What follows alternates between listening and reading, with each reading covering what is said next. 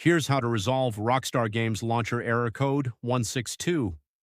A common reason for this problem is that the profile name on Steam doesn't correspond with the name associated with your Rockstar Social Club account. First, open Steam and select your profile name from the top area. Choose View My Profile, then select Edit Profile. Go to the General section and check the name listed on your Steam profile. Make sure it matches the account information linked with Rockstar as required. If there's a mismatch, correct the profile information or disconnect and reconnect your Steam account through the Rockstar Games Launcher.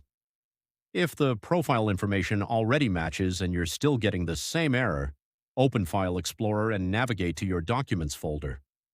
Look for the Rockstar Games directory and remove it. Then empty the Recycle bin so the folder is completely cleared from your computer. Afterward, reopen the Rockstar Games Launcher and allow it to create fresh configuration files.